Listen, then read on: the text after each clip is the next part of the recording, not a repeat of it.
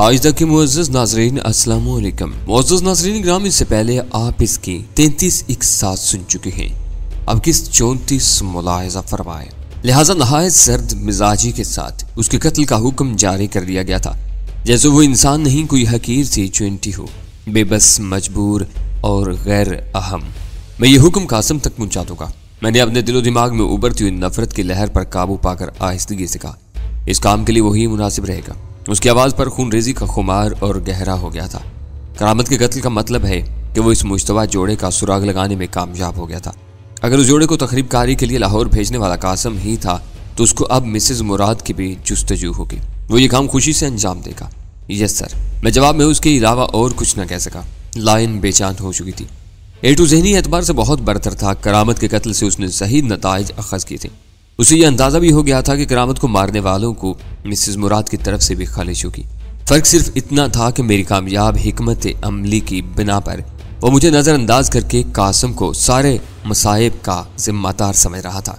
मेरे दिल में उसकी तरफ से नफरत में इजाफे के साथ ही जहन पर चिल्लाहट तारी होने लगी। इतना कुछ कर गुजरने के बावजूद मैं एटू की खुद एतमादी को मुतसलसल नहीं कर सका था। वो शरीदा सर तूफानी लहरों में घिरी हुई किसी द्यो पैगर चट्टान की तरह बदस्तूर अपनी जगह अटल था और लहरें उसके कदमों में मचल मचल कर दम तोड़ रही थी। उसके लहजे में वही तहक्कुम और गरूर था जिसने आवाज़ बंद कर न जाने कितने मुसोरों को गुलाम बनाया हुआ था। उसके अल्फाज में ताकत थी और पै दर पै जख्म खाने के बावजूद वह हवालात की सलाखों के उस पार से लेकर अस्पताल के बिस्तर तक अपने फैसलों को नाफिज करने पर कादिर था। और यह महज इसलिए था कि वो अपने वफादारों से दुश्मनों तक सबके लिए एक बेनाम असेवी साया था। वो खुद किसी पर और कहीं भी वार कर सकता था, मगर दूसरों के लिए वो हवा के दोष पर तैरती हुई भारी और ख्वाबनाक आवाज के सिवा कुछ न था, जिसे ना वो पकड़ सकते थे ना तबाह कर सकते थे। मेरा जी चाहा कि उसी वक्त उठूं और हर उस फर्द और शय को तबाह करता चला जाऊं जिसे एटू के मफादात वाबस्ता थे। गुगलास में बर्फ के डलों को खुलाता हुआ सारा सिमाबी स्याल मेरे मेदे में उतर चुका था, लेकिन जहन पूरी तरह काम कर रहा था।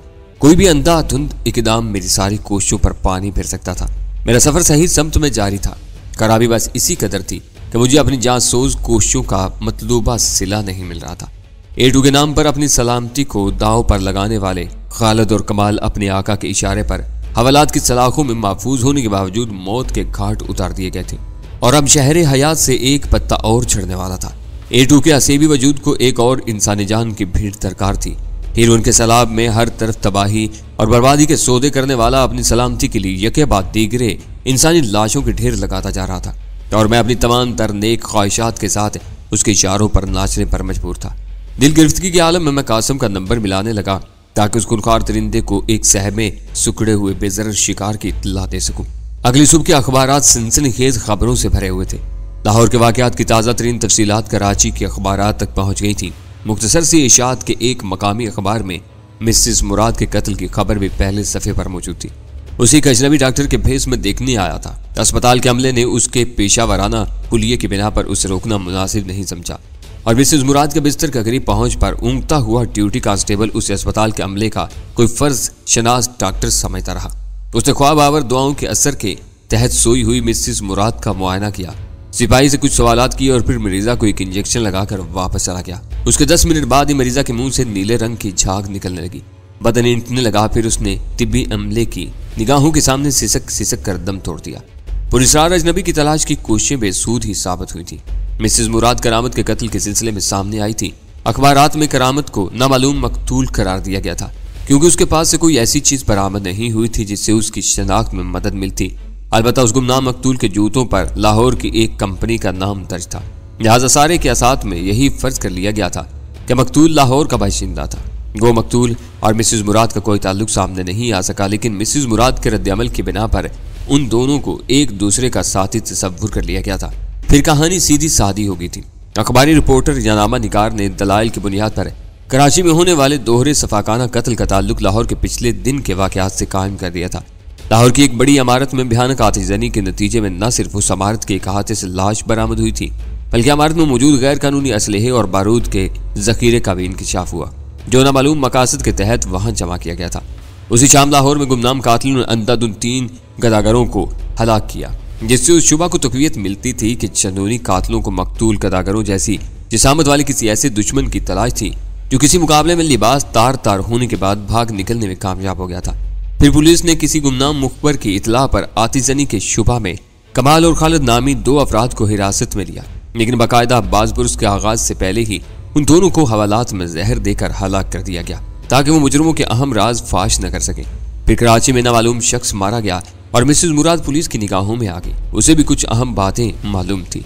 अखबारी हवालों से सामने आने वाली इतलात और असल सूरत हाल का मवाजना करता हुआ मैं फैक्ट्री जा पहुंचा। वहां से मेरी गैर हाजिरी काफी तवालत इख्तियार कर गई थी।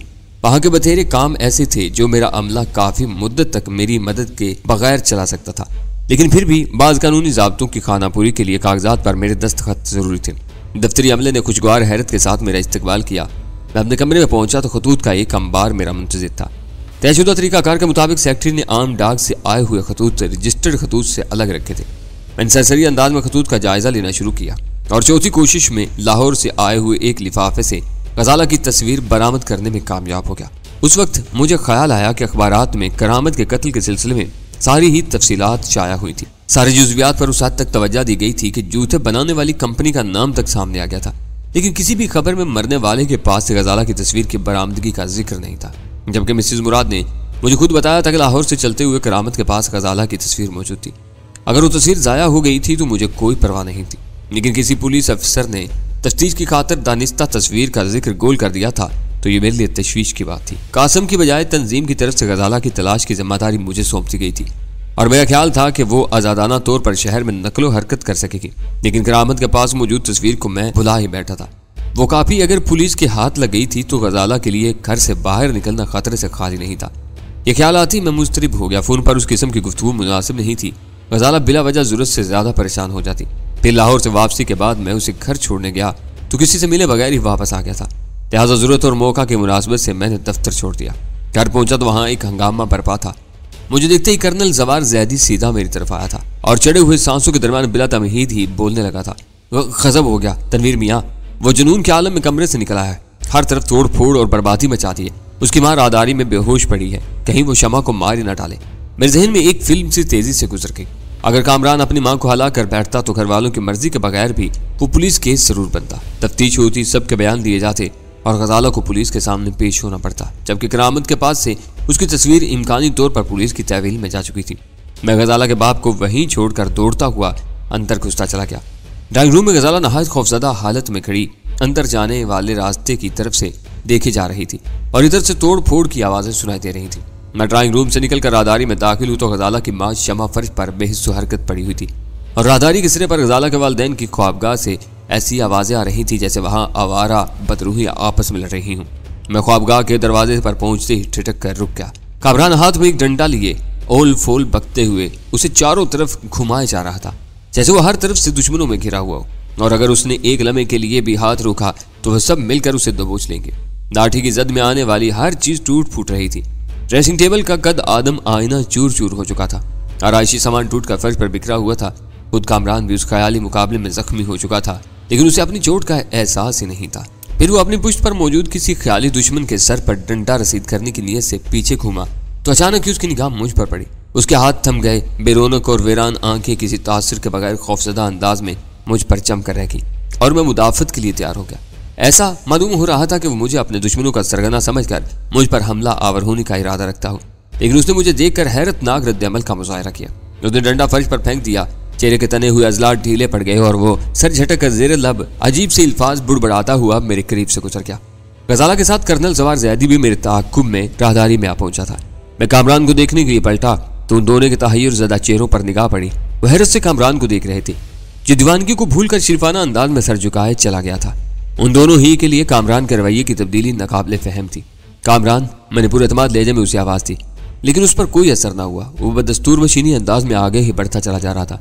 उसने राहदारी में बेहोश पड़ी हुई अपनी माँ से भी कोई तारज़ नहीं किया था, लेकिन मुझे डर था कि कहीं वो खुले लान में निकलकर दोबारा सरकशी के मूड में ना आ जाए। लिहाजा मैं लपक कर आगे बढ़ा और उसका बाजू थाम लिया। वो किसी सुधाए हुए जानवर की तरह बेचूचरा मेरे साथ चलता रहा और मैंने उसे उसके कमरे में पहुंचा दिया। वहां मैंने तनहा ही उसके जख्मों को साफ करके इब्तदाई तिब्बी इमदाद मुहिम पहुंचाई। उस दौरान में गजाला या कर्नल में से कोई कमरे में नहीं आया था। कामरान को मेरे साथ मुफहमाना रवैया इख्तियार करते देखकर वो दोनों शायद बेहोश शमा की देखभाल में मसरूफ हो गए थे। अपने काम से फारिग होकर मैंने कामरान को उस कमरे में मकफिल कर दिया और ड्राइंग रूम में चलाया। वहां गजाला की माँ पंखे के नीचे एक सोफे पर पड़ी गहरे गहरे सांस ले रही थी। उसकी बड़ी बड़ी नशीली आंखों में कर्ब के साह लहरा रहे थे। मुझे देखते ही उसके सूखे होंठों पर उदास सी मुस्कुराहट उभर आई और आंखों में ममता भरे प्यार का नूर पूरी तरह चमकने लगा। आओ बेटे, वो नकाहज़दा आवाज में बोली। अच्छा हुआ कि तुम आ गए, वरना आज तो उसके तेवर बहुत खराब थे। न जाने तुमसे क्यों इतना डरता है। डरता नहीं है, बस पहला तजर्बा उसके जहन के किसी बेनाम गोशे में जम कर रह गया है। मैंने उसके करीब बैठते हुए कहा, पहला तजर्बा कैसा? कर्नल हैर से पूछा। यही कि मैं जिस्मानी तौर पर उससे बरतर हूँ।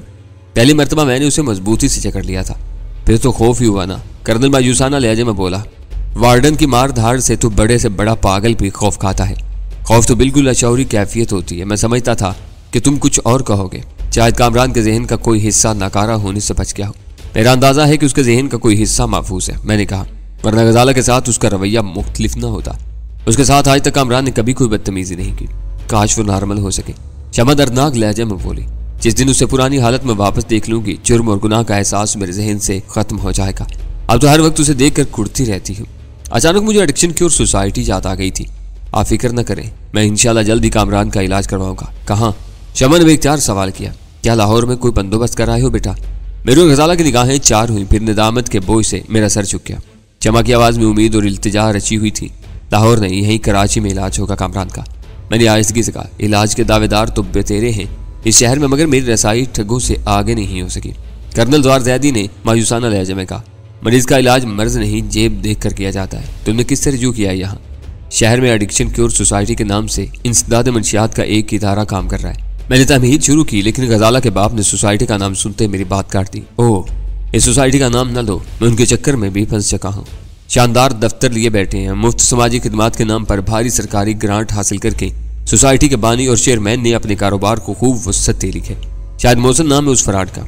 मैं कई बार उससे मिल चुका हूँ, चंदा देकर इदारे का रुकन भी बन चुका हूँ। एक खैराती से इदारे में कामरान को 2 मरतबा भेजा था। दोनों मरतबा नाकाबिले अमल कागजी इलाज तजवीज़ करके लौटा दिया, मगर मैंने उसकी बात काटनी चाहिए, लेकिन उसने मुझे मौका ही नहीं दिया। पहले मेरी पूरी बात सुन लो, फिर अपनी कहानी कहना। वो हाथ उठाकर बोला। कामरान के बारे में मेरी बेचैनी भांप कर मोहसिन ने मुझे अकबर से रुजू करने का मशवरा दिया। मालूम है उसने क्या फीस तलब की थी? 10,000 रुपए, और वो भी पेश की। शायद मैं उस जाल में फंस भी जाता, लेकिन मुझे बर वक्त पता चल गया कि अकबर साइकाइट्रिस्ट होने के साथ मोहसिन का दामाद भी है, तो मेरा दिल उसकी तरफ से खट्टा हो गया। वो सोसाइटी तो अब अकबर के लिए बड़े घरानों की मोटी आसामियां फांसने का अड्डा बनकर रह गई है। इस बार कुछ भी मैं न बोल सका। कर्नल जवार ज़ैदी भरपूर तजर्बे से गुजर चुका था और मोहसिन के दामाद की असलियत देख चुका था, जबकि मैं खुद भी कामरान को उसी के पास ले जाने के बारे में सोच रहा था। तुम क्या कह रहे थे बेटे? गजाला की माँ ने मुझे खामोश पाकर पुरुमीद लहजे में टोका। अकबर लालची जरूर है, मगर मैंने उसकी तारीफ सुनी है। मैंने अपनी बात बनाने के लिए खुला झूठ बोला। हमारे मियाँ क्या करते फिरते हैं हमें तो कुछ पता नहीं चलता। अगर वो अच्छा मुआलिज है तो 10,000 की ये कुर्बानी भी सही। इतनी रकम तो मेरे एक आध जेवर की फरोख्त से हासिल हो जाएगी। फिर वही बकवास। मेरे एहतजाज करने से बेशतर कर्नल भड़क उठा। मैं अपनी पेंशन बेचकर भी रकम पैदा कर सकता हूँ। जेवर का नाम कैसे लिया तुमने? न जाने ये जेवर का नाम हर वक्त तुम्हारी जुबान की नोक पर क्यों धरा रहता है। शमा सहम गई। उसके जर्दी माइल सफेद चेहरे से रही सही सुर्खी भी काफूर होगी और उसके चेहरे पर जलजले के से आसार नजर न लगे। ऐसा मालूम हो रहा था कि उस वक्त अगर उसे जरा सा सहारा न दिया गया तो फूट फूट कर रोने लगेगी। जेवर औरत को सबसे ज्यादा अजीज होता है। मैंने जबरदस्ती मुस्कुराते हुए सूरत हाल की संगीनी को खत्म करने की नीयत से कहा, अम्मी भी औरत ही है, लेकिन आप अपनी पेंशन को क्यों ले बैठे? शम्मा जब जेवर का नाम लेती है मुझे यूं महसूस होता है जैसे मुझे मेरी कलील सी आमदनी का एहसास दिला रही हो। इसके बाद मुझे गाली महसूस होती है। कर्नल बदस्तूर उसीले लहजे में बोला, जेवर अजीज होता है मगर औलाद अजीज तर होती है। शम्मा मेरी मुदाखले से हौसला पाकर अपनी खुश्क होते हुए लबों को जुबान से तर करते हुए बोली, मैं उम्र की इस मंजिल पर हूँ जहाँ जेवर और आराइश की जरूरत नहीं रहती। फिर मैं धीमे धीमे उस आग का ईंधन भी बनती जा रही हूँ जो मैंने खुद ही लगाई थी। उसके लहजे में टूट कर उदासी उमड़ आई। कुछ पता नहीं कि जिंदगी के कितने सांस बाकी रह गए। मुझे तो बस इतनी सी तमन्ना है कि अपनी जिंदगी में कामरान को होशो हवास में देख लूं। एक बार वो अम्मी कहकर मुझसे लिपट जाए तो मुझे करार आ जाएगा। रही गजाला तो अब मुझे इसकी तरफ से बेफिक्री है। बस बस। कर्नल अपने गुस्से पर काबू पाने की कोशिश करने के बावजूद लहजे की तुर्शी पर काबू न पा सका। ज्यादा लंबी चौड़ी तकरीर की जरूरत नहीं, अभी पट से बेहोश हो जाओगी और सेवा मुझ ही को करनी पड़ेगी। उन दोनों के दरमियान मुसालिहाना फिजा पैदा होते देखकर मैं पलटा तो गजाला वहां से गायब थी। मैं भी खामोशी के साथ बाहर खिसक गया। बरामदे में पहुंचती गजाला नजर आ गई। फुलान की एक दूर उस्तादा गोशे में बैठी गुलाब की क्यारियों में कुछ कुरेद रही थी। मैं बरामदे से उतर कर सीधा उसी की तरफ हो लिया। मुझे देखते ही गजाला खजालत अमेज अंदाज में मुस्कुराते हुए उठ खड़ी हुई। तय करा है झगड़ा? ऐसी छोटी मोटी झड़पें अज़दवाजी जिंदगी में दिलचस्पी को बरकरार रखती हैं। मैंने शरारत अमेज लहजा में कहा। सब कुछ मर्जी के मुताबिक पुरस्कून अंदाज में होता चला जाए तो दोनों फरीक जिंदगी की यकसानियत से उकता जाते हैं। क्या अकबर वाकई अच्छा साइकाइट्रिस्ट है? उसने अपनी गजाली आंखें मेरे चेहरे पर मरकूज करके पूछा, जैसे उसे मेरी गैर मुतवक्का कलाबाजी पर यकीन ना रहा हो। तुम्हें शुबा क्यों है उसमें? मैंने संजीदगी के साथ जवाबी सवाल का डाला। मुझे अंदाजा था कि कामरान की बीमारी उस घराने के लिए हिसास तरीन मौजू था और मैं उस बारे में अपने खुलूस को शुबहात में डालना पसंद नहीं करता था। लालच एक अलग चीज है, उसका पेशावराना महारत से कोई ताल्लुक नहीं होता। ठीक कह रहे हैं आप, वो धीमे से बोली। आजकल तो जिसके हाथ में खुदा ने जरा भी शिफा दी है लालच का शिकार हो गया। नफा बख्श कारखानों और होटलों की बजाय धड़ाधड़ 5 स्टार और 4 स्टार अस्पताल या होटल खोले जा रहे हैं। उनमें बेलोस मुआलिज भी हैं। मैंने उसकी बात काटते हुए कहा, मुस्तहिक मरीजों को दवाइयात तक खुद फराम करते हैं। बात बस इतनी है कि जो बेगर्ज हैं वह अपनी तशहीर पसंद नहीं करते और हिरस के मारों की कहानियां फैलती चली जाती हैं। कुछ देर तक गजाला के पास बैठकर मैंने उसे तमाम बैरूनी और अंदरूनी मामलात से आगाह किया और उसे ये बात भी समझाई कि उसने अपना हुलिया बदलना है। उसके साथ साथ उसने ख्याल रखना है कि वो घर से बाहर न निकले। मुमकिन है उसकी तस्वीर पुलिस वालों के पास पहुंच गई हो। वहां से रवाना होकर मैं मोहम्मद अली हाउसिंग सोसाइटी के उस बंगले पर पहुंचा जिसके बैरूनी कमरे में सोसाइटी का शानदार दफ्तर कायम था और अंदरूनी हिस्सा रहायशी इस्तेमाल में था। दफ्तर के बाहर वही चरसी मुलाजिम बैठा ऊँग रहा था जिसे मैं पहली बार चरस नोशी पर डांट चुका था। वो मुझे देखते ही पहचान गया और सलाम करने के साथ ही राजदाराना लहजे में इंकशाफ किया कि वो चरस नोशी की आदत तर्क कर चुका था, लेकिन उसकी चुंदिहाई हुई सुर्ख आंखें उसके खुले झूठ की चुगली खा रही थी। नसीम साहब मौजूद हैं? मैंने उसे रस्मन दरियाफ्त किया। जी साहब, आज तो मोहसिन साहब भी आए हुए हैं। उसे खुशामदाना अंदाज में दांत निकाल कर कहा। मैं दरवाजा खोलकर अंदर दाखिल हो गया। वसी एयर कंडीशनिंग कमरे में घुसते ही मेरे दतनों में क्यूबा के पेश कीमत सिगार की खुशबू सिमट आई। दरवाजा बेआवाज था। दबेज फर्शी कालीन के सबब कदमों की चाप भी पैदा नहीं हुई थी, लेकिन दफ्तर के ख्वाबनाक माहौल में खुले हुए दरवाजे से पड़ने वाली तेज रोशनी ने उन तीनों को मेरी तरफ मुतवज्जा कर दिया था। दरवाजा बंद हुआ तो अंदर फिर वही धीमी धीमी सी रोशनी बाकी रह गई जो खिड़कियों पर पड़े हुए दबेज पर्दों के बायस रात का समा पैदा कर रही थी। चंद कदम बढ़ने के बाद मेरी निगाहें उस नकाफी रोशनी की आदी हुई तो मैं बेइख्तियार चौंक पड़ा। एडिक्शन क्योर सोसाइटी का सेक्रेटरी अपनी मेज के पीछे बैठा हुआ था। दूसरी बड़ी मेज के पीछे रिवॉल्विंग चेयर में एक लहीम शहीम और गोरा चिट्टा शख्स दांतों में सिगार दबाए बैठा था। उसके सामने मेज की दूसरी जानिब कासिम विराजमान था। मुझे वहां देखकर उसके चेहरे पर भी हैरत के आसार नजर आए थे, लेकिन उसने मुझे मुखातब करने की जरूरत नहीं समझी। मैं अपनी हैरत पर काबू पाकर बज़ाहिर कासिम को नजरअंदाज करता हुआ नसीम की मेज की तरफ बढ़ गया। आइए आइए तनवीर साहब, कैसे मिजाज है? नसीम ने कुर्सी से उठकर पुरतबाग लहजे में मेरा इस्तकबाल करते हुए कहा। गालबन मेरा नकद अतिया उसके लिए खासा गैर मुतवक्किर रहा था और उसी वजह से उसे मेरा नाम याद रह गया था। उससे हाथ मिलाकर बैठते हुए मैंने पलटकर सरसरी अंदाज में दूसरी बड़ी मेज पर निगाह डाली तो कासिम कोहनियों के बल मेज पर झुका दूसरे आदमी से धीमे लहजे में बातें करने में मसरूफ था। नसीम के मुकाबले बैठने के बाद मेरे लिए घूम कर उन दोनों की तरफ देखना मुश्किल था, लिहाजा मैं नसीम से गुफ्तगू में मसरूफ हो गया। ये दूसरे साहब कौन है? रस्मी फिक्रों के तबादले के बाद मैंने नसीम से सवाल किया। अरे यही तो मोहसिन साहब है। उसने गोया मेरी कम इल्मी पर हैरत जाहिर करते हुए कहा। सोसाइटी के बानी और चेयरमैन। वो तो मैंने अंदाजा लगा लिया था, मैंने हल्के से तंजिया लहजे में कहा। मैं उनके मुलाकाती के बारे में पूछ रहा हूँ। वो मोहसिन साहब के दोस्त और सोसाइटी के काबिल कदर सरप्रस्त कासिम साहब है। उसकी जुबान से कासिम का असल नाम सुनकर मैंने मुज़हकाना लहजे में उसकी बात काट दी। सूरत से तो छटे हुए मालूम होते हैं। ये तबसरा करते हुए मैंने धीमी आवाज कर ली थी। उनकी सूरत पर ना जाइए। नसीम ने भी आवाज मद्दम ही रखी। बड़ा दर्दमंद दिल पाया है उन्होंने, मुस्तकिल अतियात देते रहते हैं। कोई अचानक जरूरत पेश आ जाए तो उससे भी मुंह नहीं मोड़ते। आपके भी बड़े बेनाम मेहरबान पाए जाते हैं इस शहर में। ये कोई मारूफ शख्सियत तो नहीं मालूम होते, मैंने उसे उकसाने के अंदाज में कहा। दरअसल मैं उससे ये मालूम करना चाह रहा था कि कासिम जैसा वहशी और खूनी इंसान एडिक्शन क्योर सोसाइटी में किस हैसियत से पहचाना जाता था। नहीं साहब, खासे बासलाहियत आदमी है। नसीम मेरी तवक्कुह के मुताबिक उछट कर बोला। बहुत बड़ा बरामदी कारोबार है उनका। लाहौर में वाकई एशियन सिंडिकेट नामी फर्म के मालिक है या पार्टनर है। कराची में भी दफ्तर है। उसके इंकशाफात पर मेरी खोपड़ी घूम कर रह गई थी। मेरे वहमो गुमान में भी नहीं था कि एशियन सिंडिकेट का नाम कासिम के लिए मानूस होगा, मगर नसीम दूसरी कहानी सुना रहा था। फिर मेरे जहन में एक झमाका सा हुआ और मैं बेख्तियार फरेरी लेकर रह गया। कासिम बज़ाहिर कराची में तंजीम के मफादात का पस पर्दा निगरान था और अपने काम के अंजामदही के सिलसिले में उसके हाथ कई इंसानों के खून से आलूदा थे। यह दुरुस्त था कि वो हमेशा ही बहुत ज्यादा मोहतात रहता था और कभी भी किसी वारदात के सिलसिले में उसका नाम मुश्तबा अफराद की फहरिस्त में नहीं आ सका था, लेकिन फिर भी वो हर वक्त कानून की गिरफ्त के खतरे से दो चार था। किसी भी मामले में जरा सी लग्जिश उसे बराह रास्त हथकड़ियां लगवा सकती थी, जबकि A2 इस किस्म के लोगों से फासला बरकरार रखने का कायल था। लेकिन कासिम के मामले में सूरत हाल मुख्तलिफ नजर आ रही थी। एक तरफ वो कत्ल खून रेजी से हेरोइन की तरसील तक अमली कामों में पूरी तरह मुलव्विस था, और दूसरी तरफ इसे एशियन सिंडिकेट जैसे अहम इदारे के हवाले से अपना तारुफ करवाने की छूट मिली हुई थी, जिसके नेक नामे पर हर फाने के खौफ से A2 ने मिसेस मुराद को ठिकाने लगवा दिया था। उसके अलावा रक्षी के मामले में भी A2 का ये रवैया नाकाबिले फहम था। एक तरफ यह आलम की जिस किसी पर जरा सा शुबा हो जाए तो उसके खिलाफ सजा का फैसला सादर कर दिया जाए, लेकिन जब मैंने उसे रक्षी के मामले में कासिम की बदनीति से आगाह किया तो उसने कासिम को अहम आदमी करार देते हुए उसे उस हद तक ढील देने का फैसला कर लिया कि बाज काम भी उसी के जरिए अंजाम देता रहा। मुझे अंदेशा होने लगा कि वह बदजात खुद ही तंजीम का सरगना ना हो और उसने पूरे हालात से बाखबर रहने के लिए बज़ाहिर निचले दर्जे की रुकनीत इख्तियार की हो। अपनी जात को शुबहात से बालातर रखने के लिए वो अपने किसी भी काबिल एतमाद तनख्वाहदार को A2 का नाम देकर लाहौर में बिठा सकता था, जबकि तमाम तर इख्तियारात उस कुव्वत का सरचश्मा वो खुद ही था।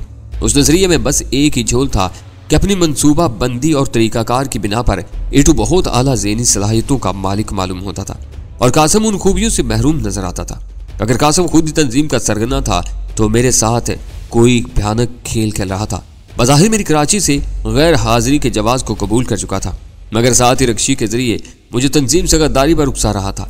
रक्षी बराह रास्त तुम मुझ पर तसल्लुत कायम करने में कामयाब नहीं हो सकी थी, लेकिन नए नजरिए की रोशनी में वो अपना वही किरदार बखूबी सरअंजाम दे रही थी। शायद कासिम मेरी तरफ से शुबहात का शिकार हो चुका था और मुख्तलिफ हरबों के जरिए मेरी नीयत का खोज लगाने पर तुल गया था। मैंने फैसला कर लिया कि अब मुझे कासिम से जरूरत से ज्यादा मोहतात रहना होगा, क्योंकि मुझसे सर्द जंग के दौरान वो मेरी तकरीबी कार्रवाइयों की सलाहियत का बखूबी अंदाजा कर चुका था और मुझ पर जो भी वार करता उसके मंसूबा बंदी में ऐसे इम्कानी पहलुओं को हरगिज नजरअंदाज न करता। लेकिन एडिक्शन क्योर सोसाइटी से उसका क्या ताल्लुक था? वो पस मंजर में रहकर काम करने वाला आदमी था। तंजीम के मामलात में उसे आम रवाबित या अपनी नेक नामी की तशहीर की कोई जरूरत ही नहीं थी, फिर वो इस इदारे के लिए खतीर रकम क्यों बर्बाद कर रहा था? मेरे सवाल का जवाब सिर्फ मोहसिन ही दे सकता था। खैर होंगे कोई 30 मार खान, मैंने उकताए हुए लहजे में नसीम से कहा। मैं तो एक जरूरी काम से आया था, अगर मोहसिन साहब के पास वक्त हो तो जरा उनसे गुफ्तगू करनी चाहूंगा। बिल्कुल तशरीफ ले जाइए, उसने सरापा इख्तिलाक बंद कर कहा। मैंने सर घुमाया तो कासिम का कहीं पता नहीं था और मोहसिन मेज पर रखे हुए कागजात का मुताले में मसरूफ था। धुआं उगलता हुआ सिगार उसके दहाने में यूं दबा हुआ था जैसे वो पैदाइशी तौर पर वहीं नस्ब रहा हो। नसीम ने अपनी जगह बैठे बैठे मोहसिन से मौजू अल्फाज में मेरा तारुफ करवाया और मैंने मोहसिन की इमाम पर वही कुर्सी संभाली जिस पर चंद सानिये कबल कासिम विराजमान था। बड़ी खुशी हुई आपसे मिलकर, मोहसिन ने दांतों से सिगार निकालते हुए कहा। उसकी उंगलियों में 3 अदद बेशकीमत अंगूठियां झिलमिला रही थी। नसीम ने मुझे बताया था कि आप सोसाइटी के प्रोग्राम में खासी दिलचस्पी ले रहे हैं। गालबन लियारी में होने वाले मौजूदा सर्वे में भी आप शरीक होना चाहते हैं। यकीनन, मैंने खुश इखलाकी का मुजाहरा करते हुए कहा, मगर फिल वक्त मैं एक मशवरे के लिए हाजिर हुआ था। हुक्म। वो सिगार एश ट्रे में रखकर हमतन कोश हो गया। मेरी एक वाकिफकार का नौजवान बच्चा किसी नशे के हाथों जहनी तवाज़ुन बर्बाद कर बैठा है। उसके इलाज के लिए मैं आपके मशवरे का तालिब हूँ। इज्जतदार घराना है, बदनामी से भी डरते हैं और बच्चे का इलाज भी करवाना चाहते हैं। मंशियात की वबा की लहर आबादी के निचले तबकों में ज्यादा फैली हुई है। वो पुरख्याल अंदाज में कहने लगा, और सोसाइटी के सारे प्रोग्राम आबादी के उन ही तबकात के लिए तैयार किए जाते हैं। शायद सोसाइटी के मराकज आपको पसंद ना आए, वहाँ भांत भांत के जाहिल लोग आते हैं और अपने मरीजों के लिए औदम बर्पा किए रहते हैं। मेरी राय है अगर आप अपने मरीज का इलाज निजी तौर पर करवाएं तो ज्यादा बेहतर रहेगा। बाजीदारों की कारकर्दगी से मैं खुद मुतमईन हूँ। मैंने अकबर नामी किसी साहब की तारीफ सुनी है। मैंने अनजान बनकर कहा, दुरुस्त सुनी है। वो जल्दी से बोला, मुअज़्ज़ज़ और खुशहाल गिरहानों को मैं खुद वहीं जाने का मशवरा देता हूँ। उस क्लिनिक में साइंटिफिक तरीकों से एडिक्शन का इलाज किया जाता है, लेकिन मेरे मरीज का मसला एडिक्शन नहीं है। मैंने उसकी बात काट कर तो सीखी। वो कोई नशा नहीं करता। उसका ज़हनी तवाज़ुन इस कदर खराब हो चुका है कि उसे किसी चीज का होश ही नहीं है। आप अकबर से मिल लें। उसने अपनी मेज की दराज से अकबर के क्लिनिक का कार्ड निकाल कर मेरी तरफ बढ़ाते हुए कहा, मैं उसे फोन किए देता हूँ। आपके आदमी को वहाँ VIP की हैसियत दी जाएगी। मेरे जवाब का इंतजार किए बगैर उसने नंबर मिलाकर फोन पर अकबर से गुफ्तगू शुरू कर दी और उसी दौरान में शाम के लिए वक्त भी मुकर्रर कर दिया। उसे पूरी गुफ्तगू में कहीं भी अपने और अकबर के रिश्ते का इजहार नहीं किया था। मैंने भी उस दुखती रग को छेड़ना मुनासिब नहीं समझा और वहां से उठ गया। कामरान को उसी शाम मैंने क्योर क्लब में दाखिल करवा दिया। वहां का माहौल पुरसकून, साफ सुथरा और मुतासर कुन था। खराबी बस एक ही थी कि वहां के अखराजात बहुत ही होशरुबा थे। अकबर तकरीबन पौन घंटे तक एक मखसूस कमरे में कामरान के साथ बंद रहा। वहां से निकलने के बाद उसने अपने तजिए के नताइज से आगाह करते हुए बताया कि कामरान की हालत नॉर्मल होने के कभी इम्कानात मौजूद हैं, लेकिन नफ्सियाती इलाज का मरहला बहुत सबर आजमा था। नताज बरामद होने में 3-4 महीनों की नौबत भी आ सकती थी। जब मैंने अखराजात का तखमीना दरियाफ्त किया तो उसने योमिया अखराजात की सरसरी तफसील सुना डाली, जिसके मुताबिक 3-4 महीनों में 32 से 40 हजार रुपए तक खर्च होने का इम्कान था। इस मरहले पर मैंने उसे याद दिलाया कि वो मरीज के बाप को 10 हजार रुपए का तखमीना दे चुका था, तो उसने ये कहकर मुझे लाजवाब कर दिया कि वो मरीजों का इलाज करता है, ठेकेदारी नहीं करता। अगर उसने कर्नल जवार जैदी से ऐसी कोई बात की होगी तो मरीज के तफसीली मुआयने से पहले महज अंदाजे की बिना पर की होगी, जिसका हवाला देना भी मुनासिब नहीं था। मैं खामोशी के साथ क्योर क्लब के खजांची के पास 10 हजार रुपए पेशगी जमा करा के लौट आया।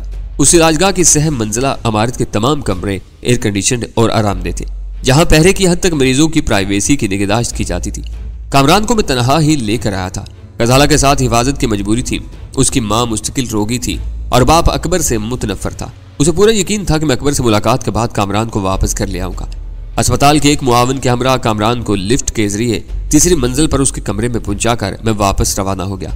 रास्ते में मैं गजाला के घर ठहरा तो वहां माहौल पर सोगवार सी उदासी तारी थी। गो कामरान उस घर में एक अजनबी की तरह बोझ बनकर रह रहा था और घर वालों पर उसकी देखभाल की सूरत में नागवार जिम्मेदारी भी आई थी, लेकिन पैदाइशी तौर पर वो उस घर का एक रुकन था।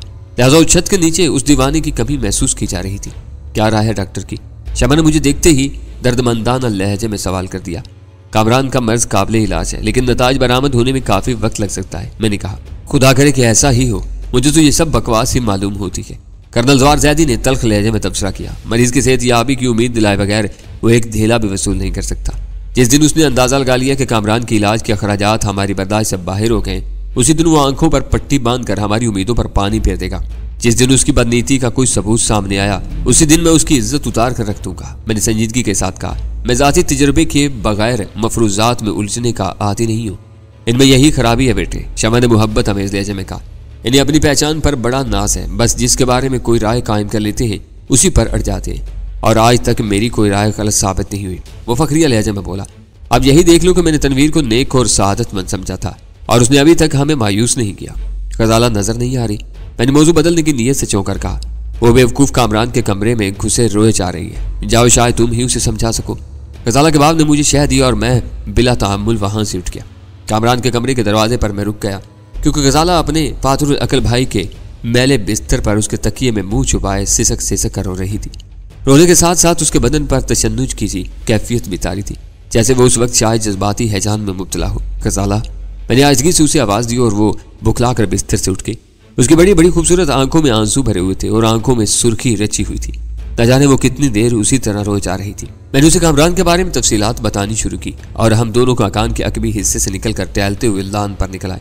कुछ देर बाद जब उसका मूड बहाल हुआ तो मैंने उसके सामने एक पहेली रख दी। नहीं, मैं कुछ नहीं समझ सकी। उसने हैरत से पलकें झपकाते हुए कहा, एडिक्शन क्योर सोसाइटी के दफ्तर में एक जाना पहचाना शख्स दिखाई दिया था, नाम बूझो तो मान लूंगा। मैंने मुस्कुराते हुए थोड़ी सी वजाहत की। जाना बूझा? उसने आजगी से दोहराया, फिर मुझसे सवाल किया, क्या मैं भी उससे वाकिफ हूँ? कम अज कम नाम से वाकिफ हूँ। कासिम, उसने बेयकीनी के साथ पूछा और मैं उछल पड़ा। उसका नाम कैसे आ गया जहन में? वो मुस्कुरा दी। मेरे और आपके दरमियान गिने चुने नाम ही मुश्तरिक है। मोहसन का वहां मिलना हैरत का बायस नहीं हो सकता था, क्योंकि वो सोसाइटी का करता धरता है। उसके बाद 2 नाम ही रह गए थे, जहांगीर या कासिम। शायद तुम्हें यह सुनकर हैरत हो कि कराची में भी एशियन सिंडिकेट लिमिटेड का दफ्तर मौजूद है और सोसाइटी में कासिम उस कारोबारी इदारे के शरीक की हैसियत से पहचाना जाता है। ये तो अजीब ही खबर सुनाई आपने। वो बेतवारी के आलम में बोली। उस जैसे खूनी और कातिल को A2 ने इजाजत कैसे दे दी कि वो एशियन सिंडिकेट का नाम इस्तेमाल करता फिरे? यही उलझन तो मुझे भी है। मैंने एतराफ़ किया। एक तरफ A2 को एशियन सिंडिकेट की नेक नामी इस कदर अजीज है कि उस पर हर फाने के खौफ से उसने मिसेस मुराद को अस्पताल में मुरवा दिया, और दूसरी तरफ कासिम को खुली छुट्टी मिली हुई है। उसका तो काम ही ऐसा है कि किसी वक्त भी पकड़ा जा सकता है। और एडिक्शन की और सोसाइटी से उसके ताल्लुक की नौयत क्या है, अल्लाह बेहतर जानता है। सेक्रेटरी के बयान के मुताबिक कासिम सोसाइटी का सरपरस्त फरागदिली के साथ उसकी माली आनत करता रहता है। राजा सिकंदर अली की तरह उसने भी दोहरा बहरूप रचाया हुआ है। भेड़िए के साथ भेड़ भी बना हुआ है, लेकिन उसे ये नाटक रचाने की जरूरत ही क्या है? उसे तो पसे पर्दा ही रहकर अपने फ़राइज़ अंजाम देने होते। हो सकता है कि किसी बुरे वक्त की पेशबंदी कर रहा हो, या हो सकता है कि तंजीम में किसी आला हैसियत का हामिल हो और महज हालात से बाखबर रहने के लिए निचली सतह पर काम करता हुआ नजर आ रहा हो। सेक्रेटरी भी बेचारा आलाकार मालूम होता है। असल बात तो मोहसन ही को मालूम होगी। क्या यह मुमकिन नहीं कि इंसदाद मंशियात के इदारे की आड़ में मोहसन भी हीरोइन फरोख्त करता हो, बराह रास्त मुल्क से बाहर स्मगल करता हो तो दूसरी बात है, वरना मकामी बाजार के लोगों से पोशीदा रहना नामुमकिनात में से है। फिर मार की तरसीर और तकसीम कासिम की नहीं जहांगीर की जिम्मेदारी है। ये तो कोई और ही चक्कर मालूम होता है। मेरा ख्याल है कि कासिम को अब घेरना ही पड़ेगा। काश मैं आपकी मदद कर सकती। लाहौर जाकर तो मैंने खुद अपने पाँव पर कुल्हाड़ी मार ली है। तुम्हारी यही मदद कुछ कम नहीं है कि नसीर खान हमारे साथ मिल गया है और हम A2 के कुछ आदमियों की निशानदेही करने में कामयाब हो चुके हैं। यह और बात है कि हम अपने किसी भी हरबे से A2 के एतमाद को मुतजलजल करने में कामयाब नहीं हो सके। वो खामोश रही और मैं सिगरेट सुलगाने में मसरूफ हो गया। चंद सानियों बाद उसने बोझल सी आवाज में सुकूत तोड़ दिया। आपने अच्छा किया कि कामरान को अस्पताल में दाखिल करवा दिया, लेकिन दुख इस बात का है कि मैं उसे देखने के लिए आसानी से न जा सकूंगी। आसानी या मुश्किल का सवाल ही नहीं पैदा होता। फिलहाल तुम उधर का रुख भी नहीं करोगी। क्यों? बुर्का ओढ़कर जाने में क्या मजायका है? ये अच्छा ही हुआ कि एडिक्शन की और सोसाइटी से कासिम का ताल्लुक बर वक्त सामने आ गया। मैंने तो इस कदर एहतियात से काम लिया है कि अस्पताल में तुम्हारे घर का पता भी दर्ज नहीं करवाया। कामरान के मुस्तकिल रहायशी पते के तौर पर अपने मकान के क्वाइफ दर्ज करवाए हैं ताकि ये घर किसी भी तरह कासिम की निगाहों में ना आ सके। आप शायद कासिम को जरूरत से ज्यादा अहमियत दे रहे हैं। सोसाइटी के दफ्तर में हम दोनों ने बराह रास्त एक दूसरे को देखा था, लेकिन उसकी लातालकी देखकर मैं भी अनजान बन गया। जिस तरह मुझे उसकी वहां मौजूदगी पर हैरत हुई थी, इसी तरह वो भी मेरी आमद का सबब जानना चाहेगा। उसने बाद में यकीनन मोहसिन या नसीम से रजू किया होगा और मेरे लाए हुए मरीज की हैसियत से कामरान की जात उसके लिए दिलचस्पी का सबब बनी होगी। मैंने कहना शुरू किया। उसे वक्तन फवक्तन मेरे हाथों जिक्र उठानी पड़ी है और अल्लाह मुहाला उस नए हवाले से मेरे बारे में कुछ और भी जानना चाहेगा। इस मकसद के लिए वो अपने आदमियों को कामरान के मुलाकातियों की निगरानी पर भी मामूर कर सकता है। वो बहुत खबीस आदमी है। तुम्हारे सामने आते ही मेरी कमजोरी भांप देगा और हमारे लिए नई दुश्वारियां खड़ी कर देगा। यानी मैं महीनों कामरान से न मिल सकूंगी। उसकी आवाज में मायूसी उमड़ आई। हो सकता है कि हफ्ते अशरे में हालात साजगार हो जाए। मैंने तशवीह अमेज लहजा में कहा, लेकिन फिलहाल तुम्हें खुद पर काबू रखना होगा। मैं कामरान की देखभाल में कोई कसर नहीं छोड़ूंगा। हालात का रुख मोड़ने के लिए अब क्या सोचा है आपने? कदरे तवक्कुफ के बाद उसने सवाल किया।